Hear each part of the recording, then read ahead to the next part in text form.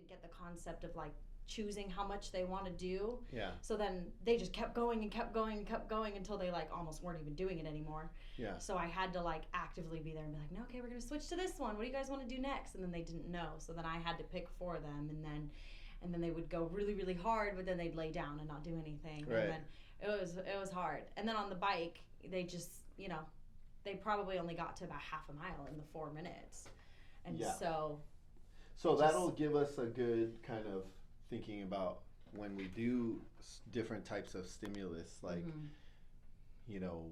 half a mile in 4.5 minutes. Like we have work to do. Right. You know what I mean? Right. But it was more like distraction. It was like go go go and then stop and like look around or like want to talk and be like, okay, we're gonna keep going, and it was more just kind of that. So one of the things that I'm looking at when we're talking about like pain tolerance, distress tolerance, or all of that stuff is, so distress tolerance is about tolerating a negative event, a repeated negative event. So sometimes like when running, that could be a repetitive kind of mundane motion. So this kind of is one of those things where, like, as a coach, or let me just say, like, from my perspective, check this off. One of the issues that I have with social media coaches is you cannot just take the concept and just say, boom, just, take this template or take this thing and that's going to be the thing that's going to help you, because you're not accounting for how the student is going to go about that. So if I tell you you're going to move the sled, but you walk the sled, then you're not really doing a BTQ. You're just doing cardio. Moving. Yeah. You know what I mean? So in that thing, you are supposed to be building VO2, but pretty moderate intensity. So if you're pacing it, it's almost like doing Disney December. Right. You know what I mean? Yeah, and that's what I've been struggling with. Yeah. So it's what you as a coach need to do is figure out, okay, this is where I'm at with them in terms of a baseline. This is what they're not understanding, what they're not getting.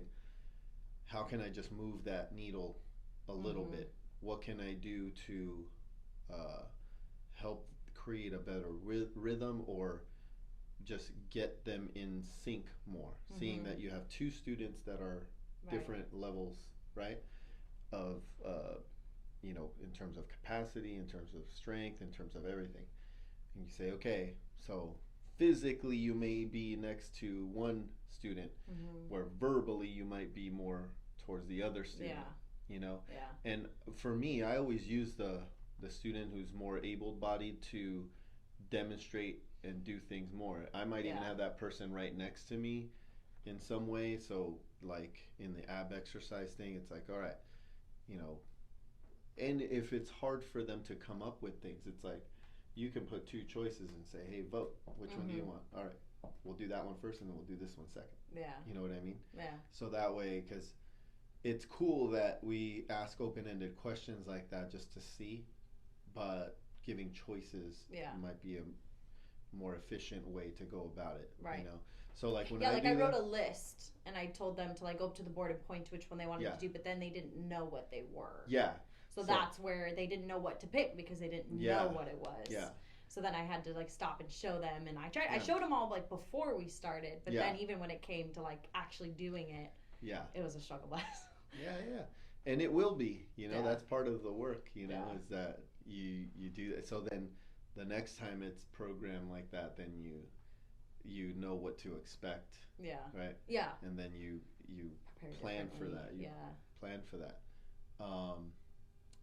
Another way would be to kind of, rehearse some of the movements before and say, all right, does anybody know what a plank is? Show me what a plank is.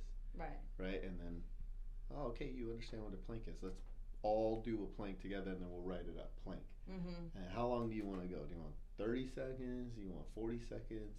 Choose. All right, now that one's up there. Yeah. And then, all right, what exercise do you want to do for your stomach? Here's 3 choices. It's a sit-up, it's a leg raise, right? And then they choose, and then same thing. Okay, how many of those you want to do? You want to do, Yeah. and that they're a part of that process when they're doing it like that. And hey, I mean, there are sessions that I've had that, you know, I'll spend quite a bit of time just working through skills. Right. You know what I mean? Right. And then once you get them down, you'll get better work if you spend that time, you know? Right. So, yeah, and that's what I've had to remember too, because there's days when like we don't even do what's written on the board because either there's no time or they just needed extra care on one of the movements or something like that. And that's okay. And I have to like remind myself, okay, it's not like check the boxes. It's like make sure they're doing it well and getting the most out of it. Right. But yeah, that's all right. Yeah. Sometimes I walk away feeling like, did they even get a good workout? But then I'm like, it's not always about that. But I want them to get what's intended for the day, you know? Yeah. So. That's the hard part of being a coach. Yeah, especially here, you know. I think, for me at least, I think about it more here than I did just coaching regular CrossFit. Sure. Because I'm like, those athletes, they get to go as hard or as easy as they want. Like, I can't control them. I can't, you know. Yeah. But here, I'm like, I actually want them to get what's intended because I know it's good for them. Absolutely. So. Okay. All right. So what are we talking about today? Are we just going to do the critical mass? Sure. What you want to do? Let's do it. Okay. Welcome to Special Fit. My name is Kennedy. I'm here with Coach Mike, and today we are going to talk about critical mass. Critical mass. I think it's like a concept that. So going back to what was it, episode 3 or no idea. four objectives versus constraints. Mm-hmm. It kind of falls in line with that conversation about how do we go about goals and how do we go about actually achieving them, you know what I mean? So just from like a technical standpoint, critical mass is the relationship between homeostasis and hormesis. So homeostasis is basically when your body is seeking balance. So for instance, your body temperature is always seeking 98.6 and your pH balance is, I think it's supposed to be at like a 7 or something like that. Anything away from that is going to be like creating acidity in some way, and so your body's always trying to stay in an alkaline state. So your body does this automatically. So whenever you're putting your body under some form of stress, your body's going to react in a way to adapt either to the environment or whatever you're imposing on the body. So your body's always reacting and trying to first and foremost keep you alive. Yeah. But then in terms of seeking balance, it's also trying to create balance for you to grow. You know what I mean? So how we build muscle and things like that is an adaptation response. Because when you think about training, you're actually kind of breaking things down, but in the recovery aspect is when you're growing. Right. So that balance between nutrition and sleep versus the training is where we're trying to find homeostasis there. Let me just make sure I did hit the record button because I'm always afraid that I don't, and then we're done, and then so that's on one side of the arch. On the other side, we're looking at hormesis, which is the favorable response to stress. So we talked about intensity. So you need intensity, you need blood flow, and then we also need to create wins. So learning new skills, keeping things novel for our students so that they're not just mundane, that they're coming in and feeling what it's like to grow, whether it's feeling muscles, going through a hard workout, or doing a workout in a way that they learn something from it. Whether it could even be things like the social interaction part of it, being a part of a tribe, you know, relationships with coaches, with the gym environment itself, you know, however you create a win for the students, one of the big factors of, I guess, growing or gaining from good stress. So this can be mental, physical. Yeah. It can be any kind of favorable response. Yeah. So when you have an imbalance between the two, say if you're a coach and you're programming and you just want to do things that look cool on Instagram, Right. you're like, oh, I'm gonna program this, and that because it just, it's gonna look awesome for the student to be doing that. But it's not something they should be doing. Then we'll get an unfavorable response. You'll overtrain your athlete. So if you look at it from an objective standpoint, more is better. Right. Then over programming will lead to injury. Yeah. Or improper movement, or just overtraining overall, like doing too much, too fast, overloading, things like that. And that's why we talked about the West scale. Right. So, like earlier today, I had my client Justin and his team, the people that help him, worked out with him today. Oh, that's cool. And it was cool because Justin's usually pretty like anxious about working out already, but having them a part of the workout today, like, it was one of the first time I see him kind of like smiling because he's watching them diet, and he's like, now you know how I feel. That's awesome. So that was pretty cool. And it kept him way more involved the whole time. Like, normally he likes to take water breaks like after every set of whatever I do. Yeah, I noticed And that. Today, it seemed like he almost forgot. Right. Because he was just moving and they were moving and he was interacting. Right. You know what I mean? Do you feel like that water break is almost like a way to cope with the stress of working out and stuff? Like it's a way. Yeah. Water. So. I mean, granted, it's hot, but. Yeah. I think the break of going for the water is like an avoidance, so it's an anxiety thing. Yeah. And then the fact that water intake itself is a kind of a trigger towards the parasympathetic side. It's also soothing in that way. So yeah, it definitely is for him kind of like a crutch thing. Yeah. The water is a way to escape and to just tolerate or manage what's going on. So it was pretty interesting to see his reaction to being, and he probably did more, even though more rest was put into his workout. It's all movements that he's used to doing, but it's used to like work, rest kind of thing. And I've been trying to get him to like work, then rest, work, then rest. Yeah. And it's going good. But today, even though like he would move and then he would wait for somebody and then he would move again, and because they were kind of doing like a relay with the sled and farmer handles, the amount of volume that he did was way higher today than typically. Yeah, that's cool. So it's pretty cool to see him do that. So the favorable response to stress, and then you have the balance. Your body's always going to seek balance. Right. So that's basically, I'll draw it up here so we have a visual for our audience here. Maybe use black. You can see it. So if we have the arch, which we've talked about the arch concept before, I think. Have we? So this is the arch. Arch concept is just, arches are stable structures, just think in terms of architecture. So tension coming from both sides of the arch towards the keystone right here. So we would have hormesis on this side. And then we would have homeostasis on this side. So your body seeking balance versus the favorable response to stress or good stress.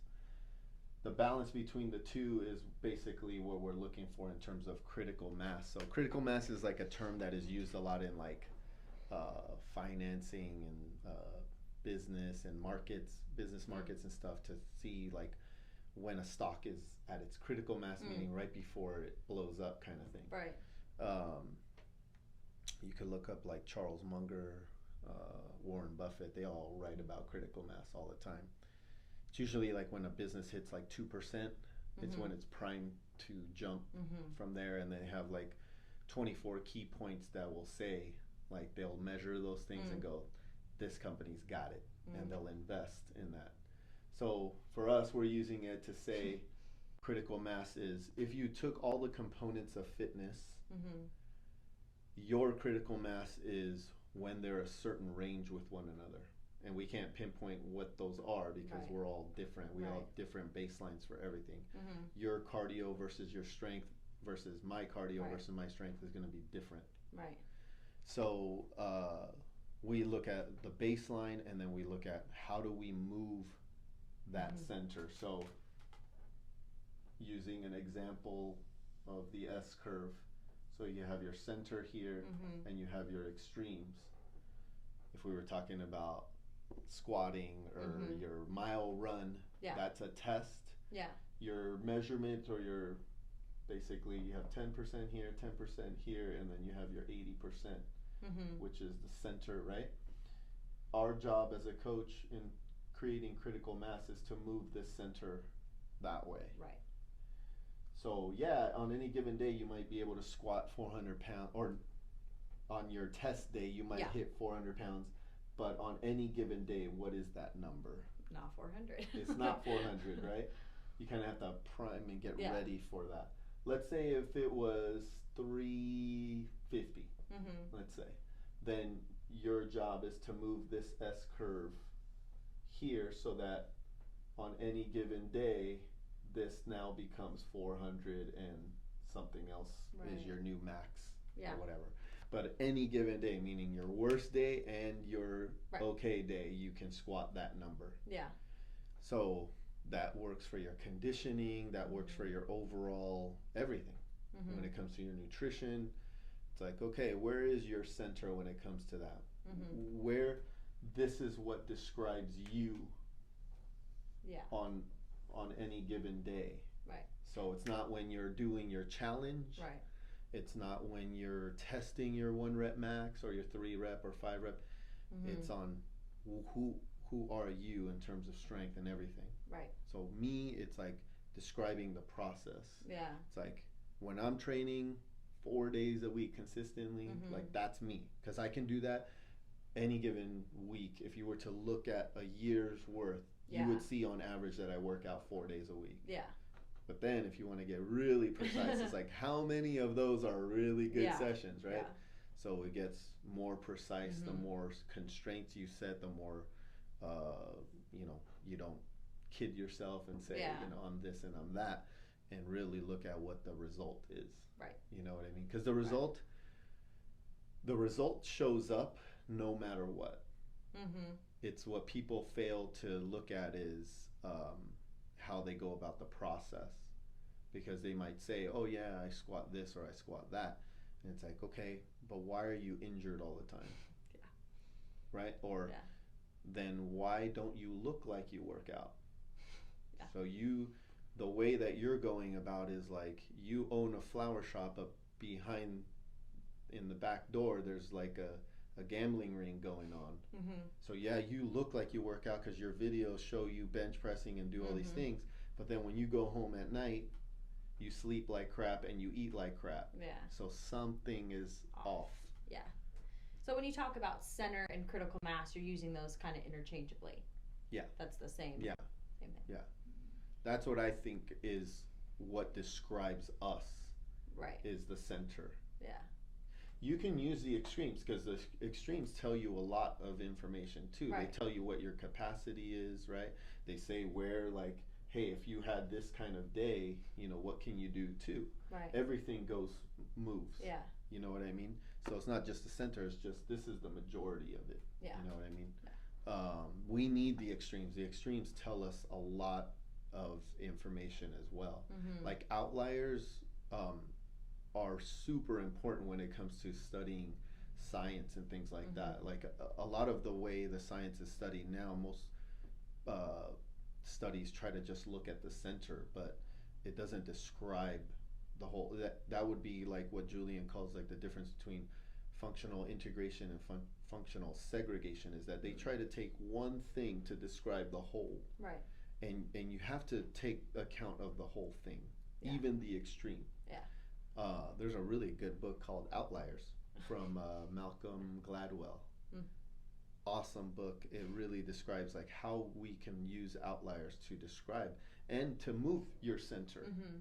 Because it's those outliers, the way that they change paradigms and the way that they change the way we see the world will allow us to move our center towards Mm-hmm. that. You know what I mean? So Mm-hmm. that's basically how it works. We did the movement box, right? Yes. So I when think that we, was maybe our first one. yeah, was Second, it? first or second, I think, because Okay. I think we were out there. Yeah. I think so. So when we talk about critical mass, like the circle is like our programming or our coaching, Mm-hmm. right? And then the box is all those components of fitness. Mm-hmm. So when we're trying to expand the box, we can't just do it by over programming. Right. We have to look at what the baseline is and go, okay, this is where your center is. You know, maybe working on human movement in the beginning might be the way to start. Mm-hmm. I think for a lot of our students, it is a good place to start, is to teach them how to squat, hinge, Mm-hmm. push, and pull in a static position. Yeah. But in order to build structure and gain a ton of strength, see, you can't build muscle without building bones. Right. But a lot of people just go straight for, you know, the assistance or bodybuilding type Right. stuff to try to, right? Or they'll go for the powerlifting to build strength, Mm-hmm. which will build stronger bones. Mm-hmm. But for our students, it's not always the safest way, and you can't load to the point to actually stress the bones. Right. Right. So that's why the West scale is so important, because farmer carries, Mm-hmm. you know, back rack yoke carries are even Mm-hmm. better than squatting. Yeah. For them, you know, sandbag carries, sandbag squats, sandbag presses, all those, the sled sprints, Mm-hmm. backwards, forward, pushing, all that stuff, you can load and get intensity, which you need. Mm-hmm. You'll get blood flow, Mm-hmm. and you'll create a win because they're doing something that's novel Right. and challenging, and you'll build a ton of strength and build structure without damage. Right. You know Being what I mean? safe. Yeah, and then you can, as you build that structure and all that strength, from there you can now start to introduce some higher skilled stuff Mm-hmm. on the West scale, powerlifting Yeah. and stuff like that. You know what I mean? The assistance work, the bodybuilding stuff. We can go into that because as you start building that structure, you'll start to see what those deficiencies are. Oh wow, he really struggles with this. No hammies. Okay, we need hammies. Let's do some leg curls. We Yeah. did that the other day. And it's like, oh, now I have a more of a connection from the brain to that muscle. Mm-hmm. So, okay, I'm waking up that muscle. Now let me carry that sandbag. So imagine doing a bunch of leg curls and then Mhm. grabbing the sandbag and going. Like your hammies You're are gonna gonna feel it. just scream at you, right? Yeah. So I've been doing a lot of that lately with my individual clients, of like trying to get that muscle going and then And then you know use what it. yeah. So it's like doing a bicep curl and getting going, and then Right. pressing or doing the row pulls or Right. something like that. It's and I've been experimenting on myself because I always have a hard time with my hamstrings. So Same. I have a hard time with hinging. Mm. Like my hinging is just like, why can't I feel my glutes and hamstrings? So Yeah. I was like, all right, I'm just gonna do a bunch of leg curls, or what works with me with the sandbag is just do a lot of calf raises before I start walking, and then that will light me up. That'll do it. Or just stand with a really heavy one, Mm. and my hamstrings start to like fire and tremble, and then I'll pick up the one I want to walk with and then go, and that usually like gets me pretty good. Yeah. So it's just a way that we're trying to see those corners of the box need to be balanced in some way. So when we're looking at the brain networks, which we'll have a conversation about that next week, and talking about lactate versus VO2 and anxiety, depression, all these health conditions, all this stuff, it's like we can come at it from this understanding of how do we build critical mass so that we're addressing the physiological and neurological conditions while considering health, mental health, Right. the whole thing. Picture, yeah. You know what I mean? because you can't. An error in this thinking is to say that if I took that circle and just did everything every day, because it's not about that. It's about a ratio between the two. Right.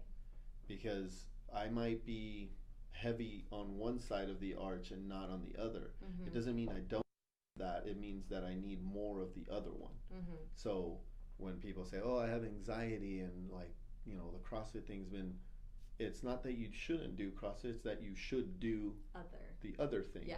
The long, slow duration stuff. Right. To balance out what you're doing with CrossFit. Right. You know what I mean? But when it comes to this, isn't homeostasis something that just you don't have any conscious control over? Isn't it something that just happens in the body? So how do you build it?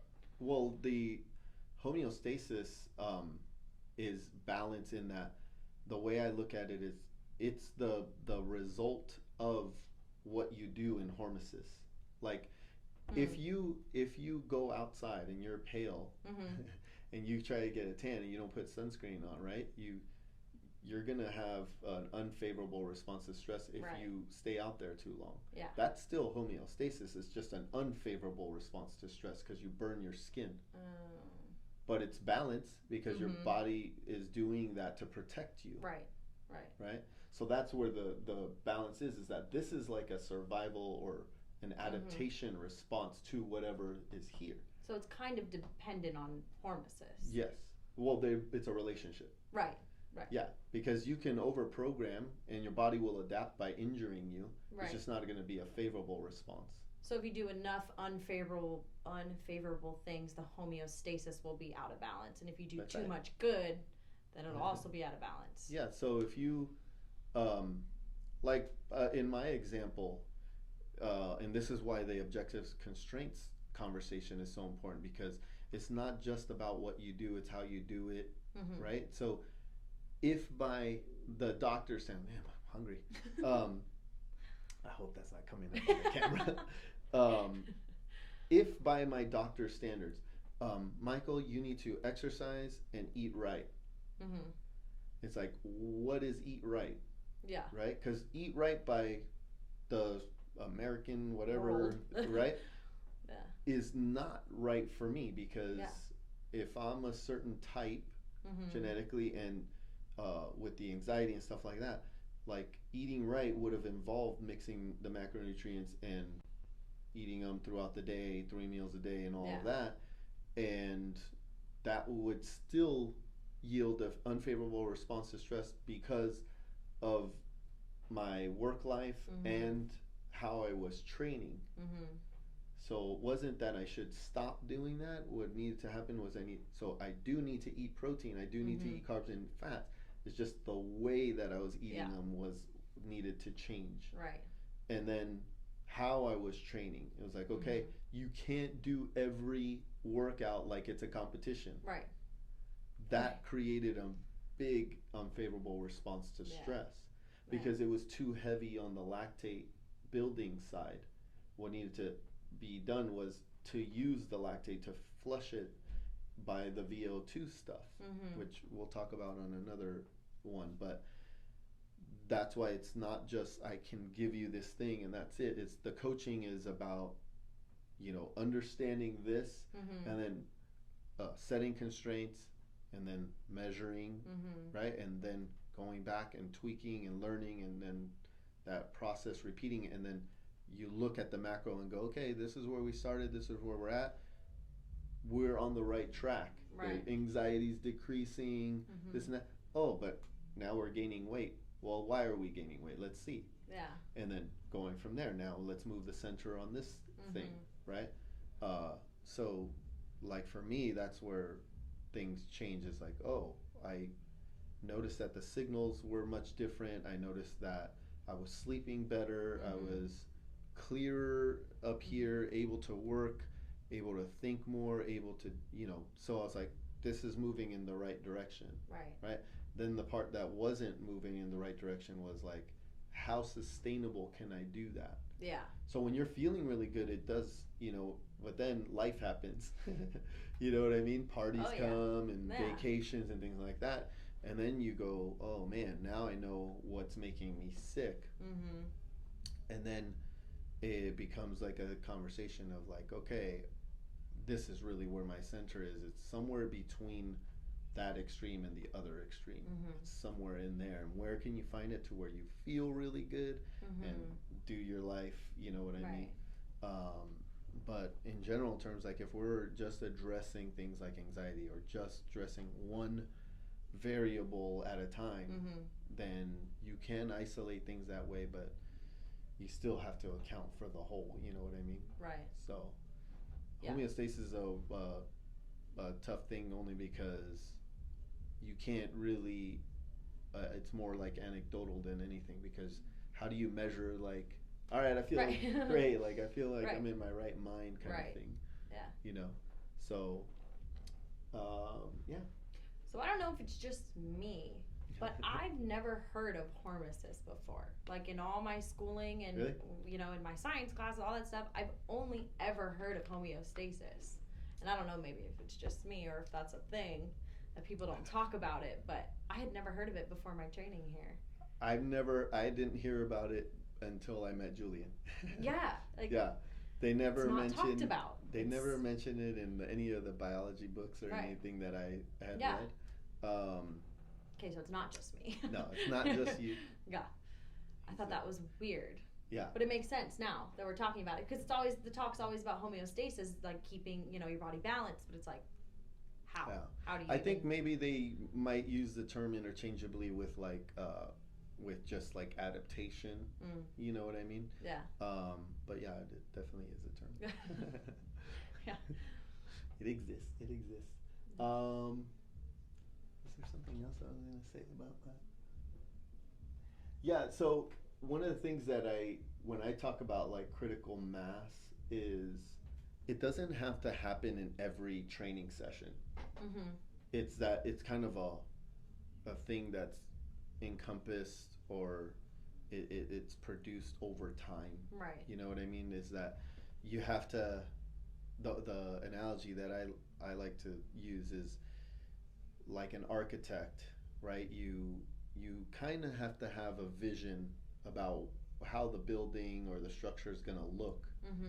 But so in some respect, you have to be done before you start, because you have to have some vision about what you want. So when you see a student, you test and you look at, okay, here's some of the issues I see. You won't know everything in that evaluation, but you'll know a lot.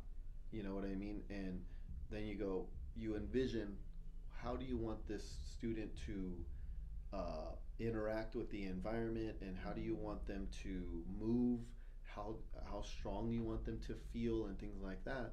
And you think about what are all the tools that are going to be necessary to get there, and making sure that you have those tools at your disposal to work with the student on that.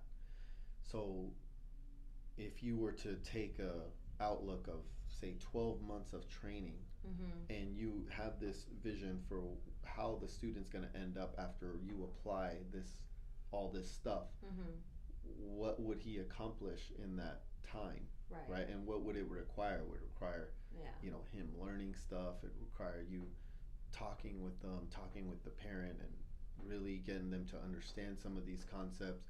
It would require work on his end. It would require work on your end.